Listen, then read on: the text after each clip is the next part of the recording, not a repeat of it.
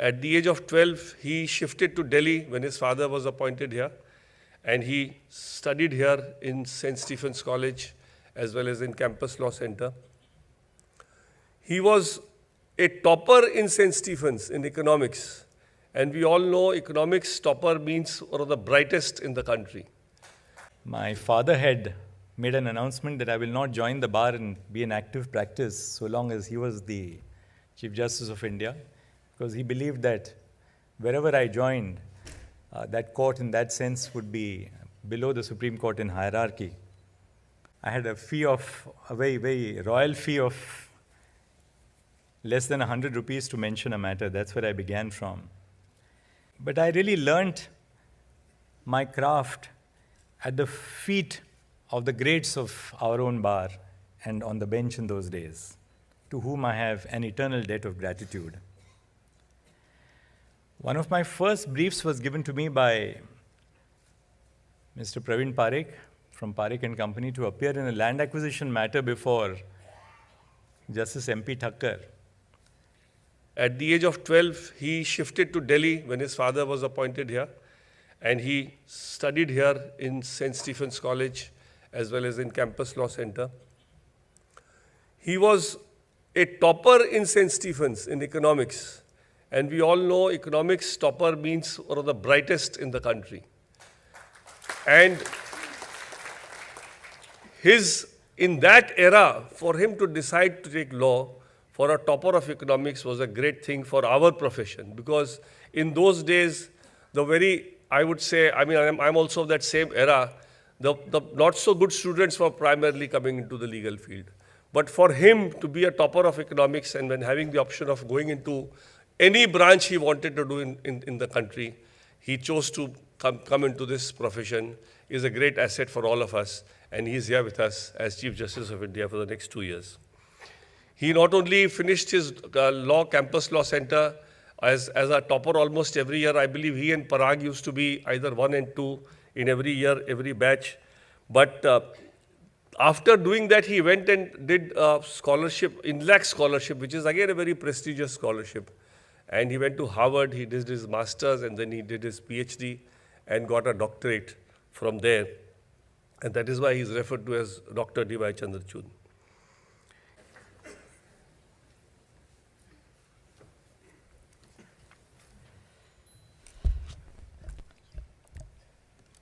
My distinguished sister and brother judges and colleagues of the Supreme Court, Shri Vikas Singh, President of the Supreme Court Bar Association, our distinguished Attorney General, Mr. R. Venkatramani, the learned Solicitor General, Mr. Tushar Mehta, Mr. Pradeep Kumar Rai, Mr. Rahul Kaushik, distinguished senior members of the bar, and all the other members of the bar who are present here. I'm really deeply grateful to you for organizing this felicitation event on my being appointed as Chief Justice of India. This has a very special significance for me because I commenced my practice as a young member of the bar in the Supreme Court. My father had made an announcement that I will not join the bar and be in active practice so long as he was the Chief Justice of India, because he believed that wherever I joined, that court in that sense would be below the Supreme Court in hierarchy, which is what led me to 3 years of graduate education in the US, after which I returned. But on my return with an LLM and a PhD, an SJD as they called it at Harvard, I realized how uninitiated I was in the law. When I went to Mumbai, my first brief was given to me by a good friend to mention a matter before Justice Sujata Manohar.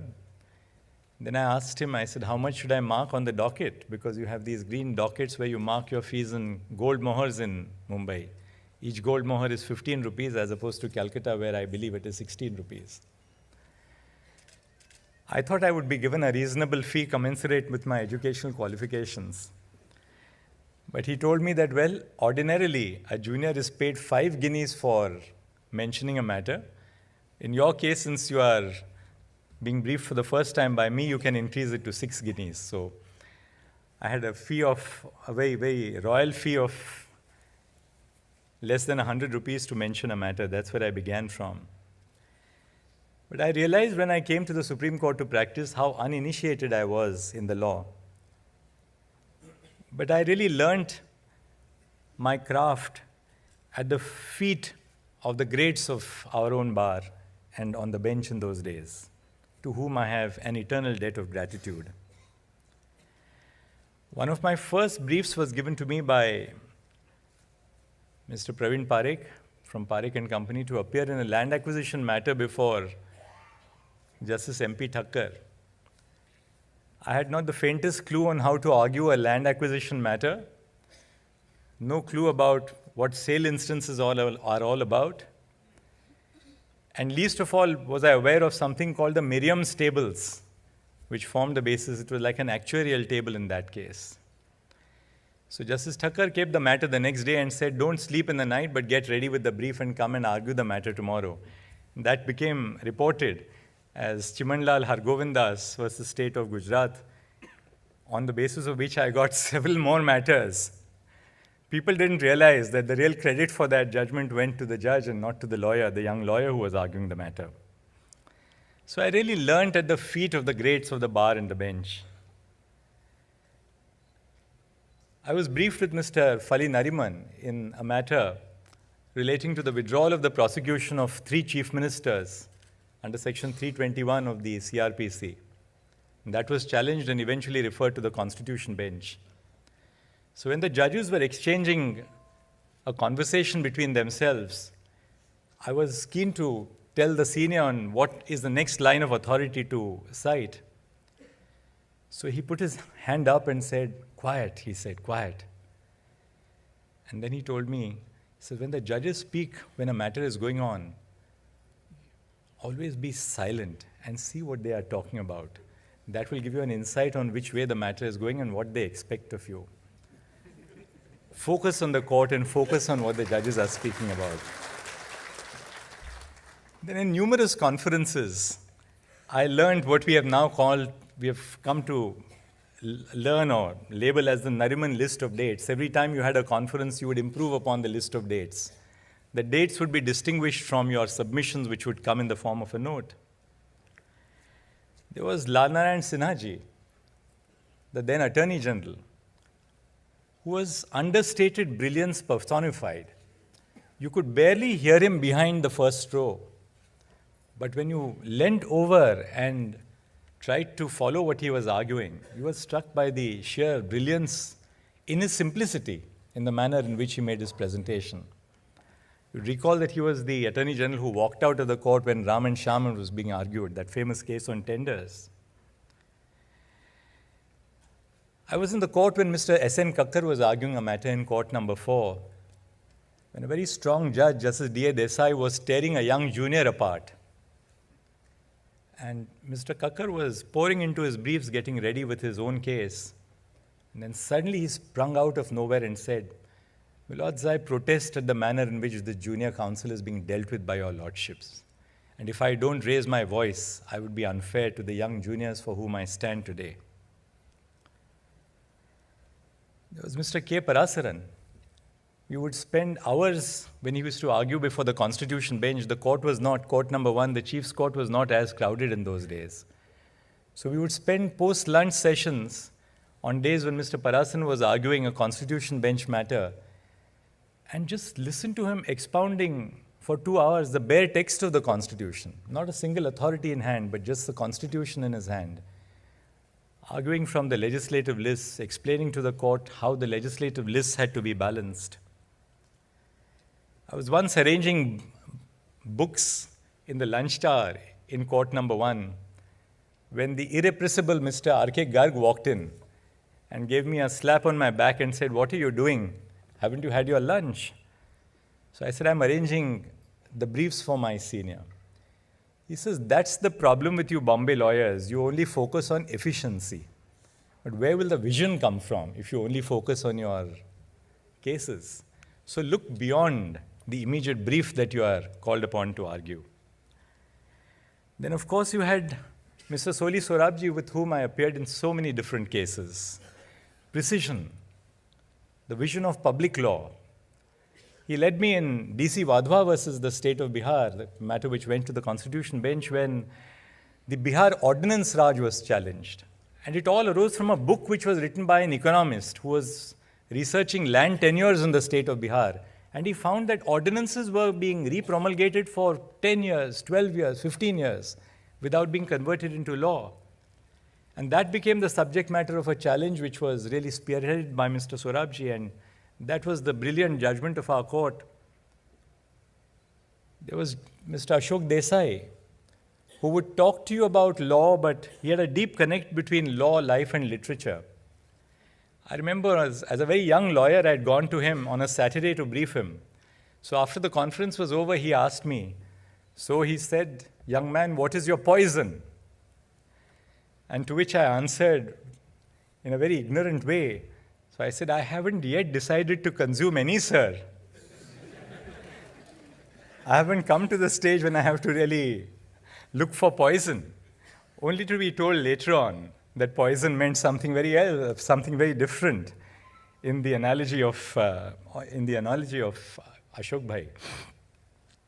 Dr. Chitle, about whom the Attorney General mentioned, Dr. Chitle never left the chamber even after work was over. He had a stipulated time to leave the chamber, which was typically at 10 o'clock in the night. So when the conferences were over, and many of those conferences were occupied by a very young Mr. R. Venkatramani, so very earnest and always on punctual time, he would just pick out a book from the library, whether it was the Restatement of Laws or American Jurisprudence or some book on the law, but never left until it was 10 o'clock and it was time to reach. And that's how the classical judgment in Central Inland Water Transport Corporation came into being. I was briefed once with Mr. Ashok Sen, and he said that I have no time for a conference, but if you don't mind, will you accompany me to the airport in my car and I'll tell you what to research over the weekend. So between the Supreme Court and Palam, I was occupied by just the sheer brilliance of Mr. Ashok Sen, who through his memory would throw cases at me and say, "Look, this is the citation, look at these cases, and be ready for me when I come back on Monday morning to argue the matter." So I can really go on endlessly. But I think what I am today and what I humbly profess to be is a product of what we have learned from the greats of the bench and the bar. Justice Sabyasachi Mukherjee, who was a judge of the Calcutta High Court, had the courage to say when the Supreme Court decided to intervene in a matter which he was hearing, that let wiser heads decide, he said. But though he said, let wiser heads decide, it's to the eternal credit of our institution that his career was not put in the back burner, but he was brought here to become the Chief Justice of India. You had the great Justice A.P. Sen, a little negative in criminal jurisprudence, and I was arguing a very interesting murder appeal before him as a young lawyer. So Justice A.P. Sen would always focus on the injuries more than the evidence. So he said to me, "But there is nothing in your case." He said, "Don't you realize that the intestines came out?" So I was so young and perhaps a little impetuous. So I said, "My lords, it is because the intestines came out that I am here before your lordships to argue this appeal." Justice P.D. Desai, who became the Chief Justice of the Bombay High Court, a distinguished Chief Justice. Justice P.D. Desai would hold what we call the Desai Darbar every morning in the court, which was really the process by which he tried to mediate in matters involving small people, a young laborer, a widow who is asking for family pension. And his court would be full of litigants in the morning, and he would be spending a few minutes on every case trying to tell the employer or the government to settle that case. So we as young lawyers would just sit in the court and watch him in operation.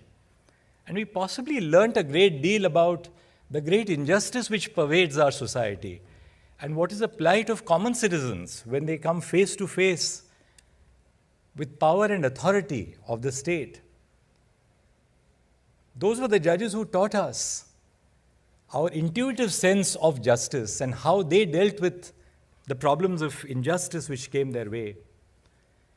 But we also learnt a great deal about the importance of integrity at the bar. I was arguing a matter before a division bench of Justice Mohta and Justice Junjunwala. I see Devansh there in the third last row, his grandfather. It was a very important case, very high stakes for a sugar factory. We had argued that judges were dead against us. I knew that they were going to be against us, and the matter was finally listed in chambers a day before Diwali. So Justice Mohta turned to me and said, Mr. Counsel, would you like to take your chance before some other bench? It was just a day before Diwali. Now we're not really keen on proceeding with the hearing. Would you like to take your chance and go before some other bench? So I turned to them and said, my lords, I'm totally satisfied that I have said everything that they had to be in this case. And I'm also conscious of the fact that you are dead against me on this case. But I said, I'll rest the case there. Please decide as you now would like to decide. I'm conscious of which way the case is going to go. So they looked at me and said, well, it's very gracious of you to say that, but I think we'll leave this and you go before somebody else. Now we don't want to take this and keep it parted because benches break up after Diwali. So we went before another bench after the court themselves released the matter. Before the new bench, we succeeded with a full refund of tax in that case, which also leads you to believe that all litigation has a certain degree of its own kundali, as many seniors have always told me in the court.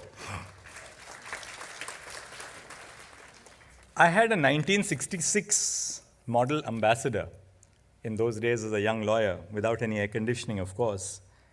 And so many of the seniors whom I used to brief, many of them are here, would be driven by me and my ambassador to maybe the Commissioner of Central Excise or to the MRTP Commission or wherever.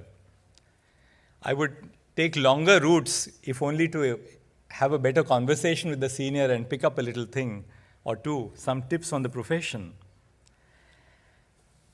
From Mr. V.M. Tarkunde, who was a very distinguished member of our bar, former judge of the Bombay High Court who came here, I briefed him once in a matter involving the Delhi hawkers. It was sheer poetry to understand the way he thought in the conference, expressed himself in the conference, understood the plight of hawkers, and he developed a whole universe which we had not even thought of when we briefed him. And that led to the judgment in Sodan Singh versus the Municipal Corporation of Delhi. So I do believe that while we are as judges of the Supreme Court, we owe a great debt of gratitude to where we come from. Because can the river, can the rivulet, can the stream ever rise above the source? So I believe I'm just a stream coming from this great source of the Supreme Court bar, of the Indian bar, which I have greatly learned from and continue to learn every day of my life. Every day that you are a judge of the Supreme Court, you are constantly reminded of how vast the field of knowledge is. And in that sense, how much more there is to learn. Because you realize that no two cases are the same, so it's very difficult for a judge to believe that you know everything about a case or everything about a subject. Even if you have done 10 cases on the subject, there comes the 11th case which surprises you that you probably had made a very wrong assumption about the case. So I believe that much of the work which we do, or all of the work which we do, is a collaborative effort between the bar and the bench. When I was about to become a judge of the Bombay High Court, and a little reluctant to do that, in fact, I had walked up to Chief Justice Y.K. Sabharwal to tell him that, well, it had taken almost 3 years for my appointment to come. My late former wife was suffering from cancer, and we didn't know which way we were going. And I told him that, would you give me the liberty to now take my own freedom and leave the course of action which you have chalked for me? And he said, well, wait for a few months. But what really has been a part of my journey is this feeling of constantly being guided by others who are at the bar, of constantly being guided and shaped by others on the bench. And I think it's the same feeling which continues with me even today on the Supreme Court. I do believe that the Chief Justice of India and for that matter, any Chief Justice, even of the High Court, is what is called in Latin as primus inter pares. Primus inter pares, very simply put, means first amongst equals. My deep belief, watching Chief Justice in the Bombay High Court, being a Chief Justice of the Allahabad High Court for almost 3 years, is that first and foremost, a Chief Justice is a judge. You can never forget the fact that you are a judge. And I believe that Chief Justices are either respected or they're not respected based on whether or not you do your basic function as a judge. There's an enormous amount of administrative work which you have to do as a Chief Justice. And I've been constantly told over the last few days that, well, cut down on the judicial work which you do and your propensity to cross time, only because you need to focus on administrative work. But I do believe that it's your judicial work which is the most fulfilling aspect of your life, and that's something which there can be no making compromises on. And that's the way I believe I intend to chart my course for the next 2 years. Having said that, I think it's important for me to realize that the office which I hold is an office which I hold in trust. It's an office which I hold in trust for society, for our citizens. And I do believe that each of my colleagues with whom I collaborate every day are as good or better than me, and their experiences of life are as good or better than mine. And therefore, I would be looking at my own colleagues to give me the weight of their experience. The judges of the Supreme Court who are drawn from the high courts bring to their work years and years of experience as judges, as Chief Justices of the High Court, and their collective experience and wisdom is something which we in the Supreme Court have traditionally not tapped. And that's one of the grievances, that's one of the critiques of many of our colleagues. And I believe I have to change that and depend more on my colleagues, draw out their experiences, because that experience will contribute to strengthening the institution. Likewise, our colleagues who have come from the bar, they have that freshness. We have become a little stale, we have become a little rusty, because even when I award costs based on what my scale of fees was. And sometimes when I award costs, I know that lawyers smile and laugh at me, that, this man is completely out of sync of what fees today are, as compared to what fees were when he was a judge, when he was a lawyer. So I believe that our colleagues who come from the bar bring this freshness about the bar. They have that connect about the bar. Just as Justice Nageshwar Rao had, Justice Hindu Malhotra had, Justice Lalit had, and of course Justice Narasimha has. So this is this unique combination of the bar and bench which comes together in the Supreme Court. We have judges who have come from the district judiciary, like Justice Bela Trivedi, Justice Bhanumati before her, who have years and years and years of experience of handling the grassroots reality of our legal system.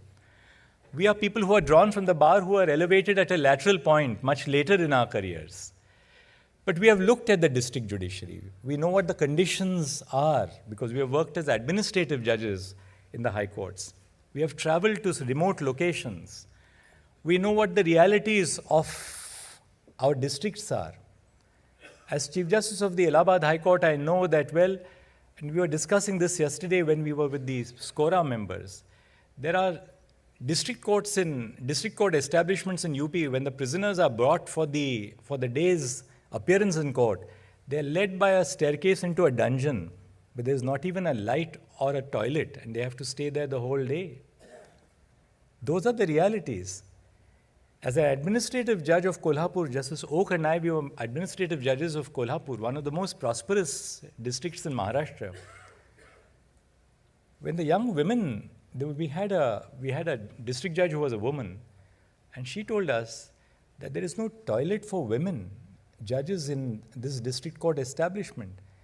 And these young girls who are now who are judicial officers at the age of 25 and 30 and 35, they leave their home at 8:30 in the morning to come to the court, and they return home and can use a washroom only at 6 o'clock in the evening.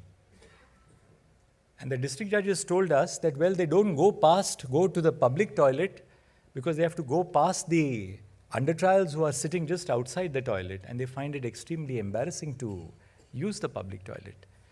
So these are some of the realities of some of the realities of the legal profession, of our district judiciary. And I do believe that we have to change. If we have to change, we have to change the face of the district judiciary first and foremost. I think we have fostered a culture of subordination. We call our district judiciary as subordinate judiciary. I make a conscious effort not to call our district judges as subordinate judges, because they are not subordinate. They belong to the district judiciary.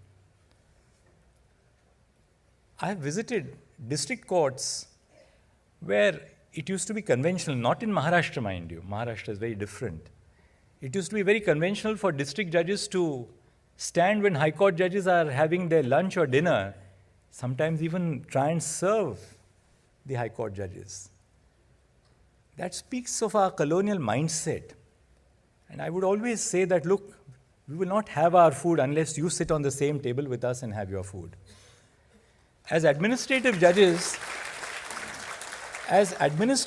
of the High Court, you would often have district judges who would come to brief you as Registrar Vigilance or Registrar Legal. They wouldn't dare to sit in front of you as a judge of the High Court. They would stand up and discuss the file with you. So we would go out of our way and say that, well, if you're not going to sit down, there'll be no discussion on the issue. Please sit in front of us and then we'll open the file.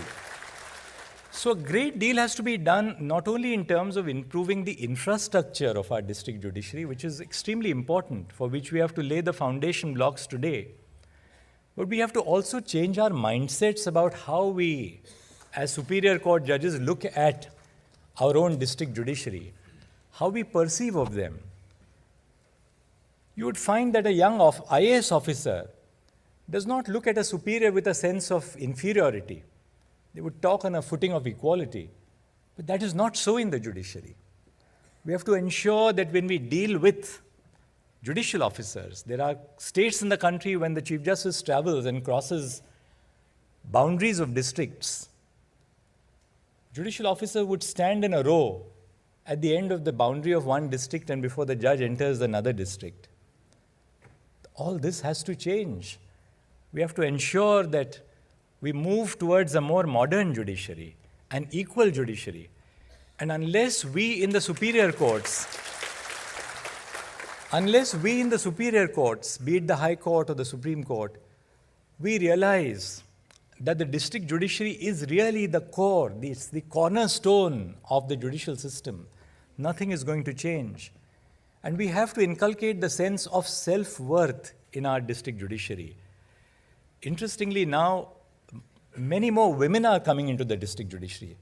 The last recruitment which took place in the state of Rajasthan, over 60% of the new recruits were women in the state of Rajasthan. I found that there is a generational shift which is going on in the judiciary. There's a demographic shift which is going on in the district judiciary. When I was Chief Justice of the Allahabad High Court, if you spoke to a very senior district judge, every second sentence they would look at you and say, "Hanji, sir." The younger lot of judges would be talking to you on a footing of equality, because that shows where India is going. The young are educated, they are bright, they have aspirations, they have a sense of self-worth, they are confident about themselves. And that's the same about our young lawyers as well. So I think when we deal with our lawyers, and that's something which I try and do in my own courtroom, I try and deal with lawyers on a footing of equality, encourage them. Sometimes we appear to be harsh by not granting an adjournment, but we do that in order to enable a young lawyer to argue a case. Sometimes we make sure that the seniors sit next to the young lawyers. So all in all, I really begin by telling you that I'm not here to do miracles. I know that the challenges are high, perhaps the expectations are also great. I'm deeply grateful to you for your sense of faith. But I'm not here to do miracles, but I believe that my motto every day is that if this were to be the last day of my life, have I left the world a better place? This is what I ask myself every day. There is a brilliant book by a Stanford professor, and he says, well, you can never change the hand that you are dealt with by destiny, the hand hand of cards, a game of rummy or bridge. You cannot change the way the hand is dealt to you, but you can certainly change the way you play the hand. And that really is, it sums up what we have to do. So many demands, I wouldn't say demands, so many genuine requests from both initially Rahul and then the learned president of the SCBA. I've been in conversation with the SCBA. After that, I had a very long conversation with the members of SCORA. I moved into both those meetings with a sense of trepidation on what comes next, but I was pleasantly surprised because there was a feeling of very great respect, of camaraderie between the lawyers who met me, each one of them, feeling of great affection and camaraderie. But above all, I found that every one of your demands is so reasonable. There's no unreasonable demand coming at all. The only question is, how do you accommodate those demands? And I'm sure, I mean, with the collaboration of my senior colleagues, you've been referring to the way in which the issue of the chambers was sorted out, the issue of securities was sorted out. Justice Kaul dealt with the issue of security. Justice Suryakant and Justice Gavai dealt with the issue of chambers. In fact, whenever I had a 32 petition, I would say, why are you contesting a 32 petition? Just go before Justice Suryakant and Justice Gavai. And all those petitions were sorted out to the satisfaction of all the members of the bar.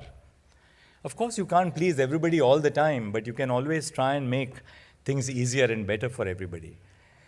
So I can only respond to all the demands which you have made by saying that every one of the demands, I mean, how can a member of the bar who has ascended to the bench regard any of these demands as not being reasonable?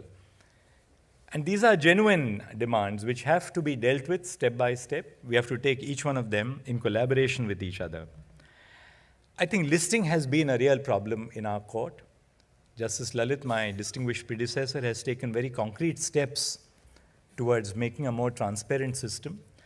I propose to continue that, build on the work which has been done very ably in a short tenure by Justice Lalit. We need to make the listing of our court transparent, objective, and perhaps my aim is to employ technology so as to remove the element of the human interface in the listing process. Because all discretion tends to become a discretion which is capable of being perhaps not being employed properly. So lawyers pointed out to me the defects, the process of verification, the process of removal of defects. We've already started working on it, and we are trying to prepare SOPs so that it should not be dependent on who is the Chief Justice. I think it's also important that we institutionalize these processes. So it should not die down when 2 years down the line I'll be on this podium bidding farewell to you. It must be a part of an institutional mechanism. So I believe more than just dealing with ad hoc solutions to our problems, it's more important that we institutionalize our approach to the problems which the bar faces, whether it's in terms of listing or otherwise. Elevation of the members of the bar. As Chief Justice of the Allahabad High Court, I had the signal pleasure of having brought several judges of the High Court from the bar of the Supreme Court. I do believe that, lawyers land up practicing in the Supreme Court sometimes as a matter of fortuitous circumstance. It's never by design. Where you are is sometimes just a product of your circumstances. Somebody comes here to study law and then you settle down here and you become a member of the Supreme Court bar. I don't think many of us can say, well, I designed that I should be here as a member of the bar. Something which I can let out by way of a secret, which is that so many of us, when a young lawyer appears before us, the instinct which you have as judges who have come from the high courts is to say, is this person not good enough for being appointed as a judge of the High Court? And I have my own list of lawyers which I have in my mind. I'm sure all my colleagues have that. And I've been constantly mentioning those names to the Chief Justices who have preceded me. And I'm sure that the Supreme Court, which has some of the best young minds in the country, would really be able to contribute very greatly to the enrichment of our high courts, so long as we balance, of course, the needs of the high court lawyers also to be considered for appointment. So this is really an ongoing process which we will follow. I think the chief problem which we have today is of judicial vacancies. There are 25% of the posts in the district judiciary today are vacant. 30% of the sanction strength in the state judiciaries is vacant. And of course, we have a few vacancies in the Supreme Court as well. I have laid a great amount of stress on technology. That's not because I have interest in technology, because I genuinely believe that technology can be a source of inclusion. But we have to also ensure that technology does not become a source of exclusion. We are about to launch into e-filing for the Supreme Court. Now, let me tell all the members of the bar that the reason why we want e-filing is not to make some, hi-fi, modern method of filing in the Supreme Court. We are conscious of the fact that everybody who is in the Supreme Court is not at the tip of the pyramid. You have among the best who earn the highest fees, but you also have the massive base, the pyramid, the base of the pyramid, where lawyers earn small fees for the purpose of their daily existence. We are conscious of that. So we are also conscious of the fact that many lawyers may not have access to a good computer or access to the internet. So one of my missions has also been to ensure that those who do not have access to technology must reach out to the members of the bar, just as it must reach out to citizens. It's not the other way around. So there should be no exclusion on the ground of technology. So all in all, I must tell you that this is really going to be a collaborative effort between the bar and the bench. I could go on for another hour about what plans we have in future in store. But as I said the other day, let our work do the talking and let not our speech do the talking. So I promise you that we'll work together, and I expect the same promise from you, that we'll expect collaboration between each other, we'll listen to each other, we'll talk to each other regularly, we'll be engaged in a dialogue with each other, in the great belief and understanding that we are really part of one institution and we represent a common mission to deliver justice to our common citizens. I think I took a long time, but it's an emotional moment for me to come back to a bar to which I belong. And so you'll forgive me for my exceeding time. Thank you.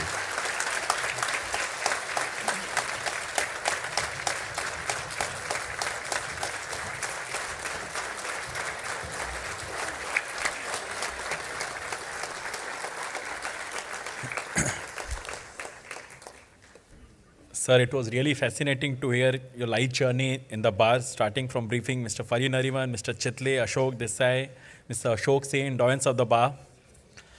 And you as a CJI speaking about the infrastructure in district court and the mindset, it would go a long way in improving things, sir. As you said, listing, you are trying to make it more transparent, it will again go a long way in improving things, sir. May I now request, and before that I must compliment, over here in Supreme Court, we have the Judges Committee, and we have the Judges Committee of Justice Call who sorted out the issue of security. Then we have the Judges Committee of Justice Gavai and Justice Suryakant, and because of this committee, the chambers could be sorted out. May I now request Mr. Vikas Singh, President SCBA, and Mr. Pradeep Kumar Rai, Vice President SCBA, to kindly present a memento to Honorable Dr. Justice D.Y. Chandrachud, Chief Justice of India.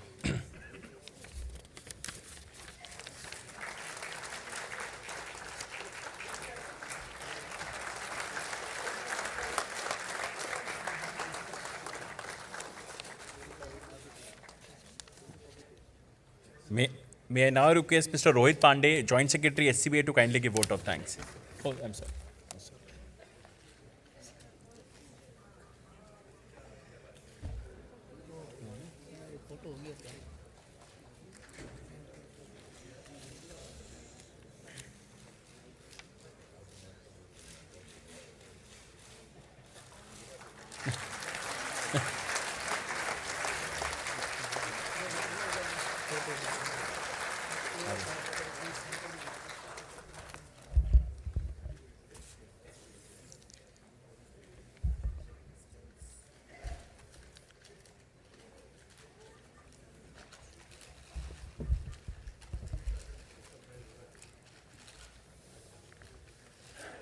Thank you, Rahul.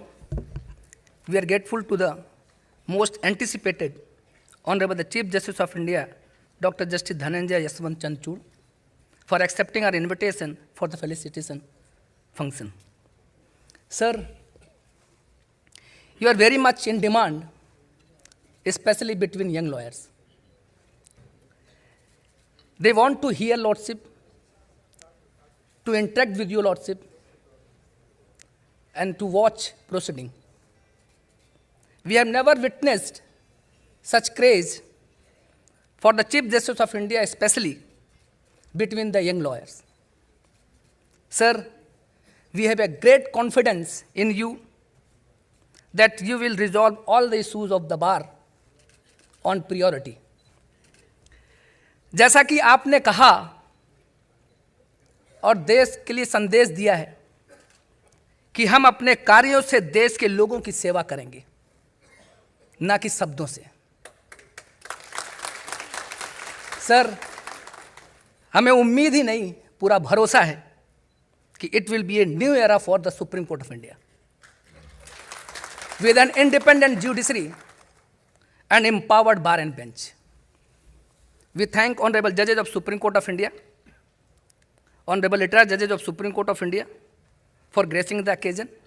We thank Mr. R. Venkati Ramani, London Attorney General for India, Mr. Tushar Mehta, London Solicitor General of India, London law officers, senior members and members of the bar, former President SCBA Mr. Dushyant Dave, former President SCBA Mr. P.H. Parikh, former Secretary SCBA Mr. K.C. Kaushik, former Secretary SCBA Mr. Vikrant Yadav,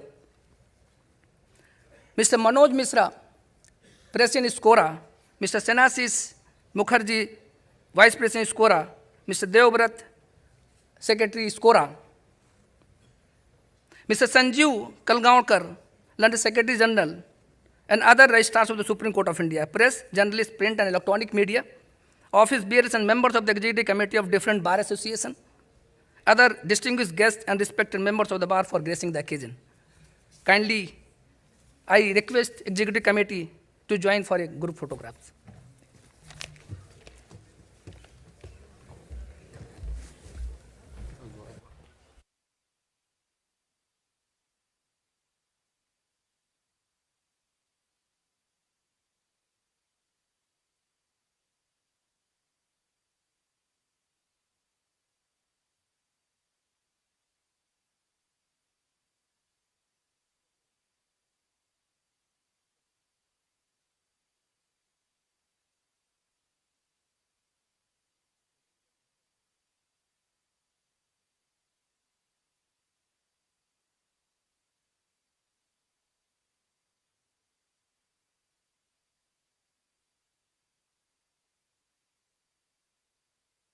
Join us for high tea at ground floor.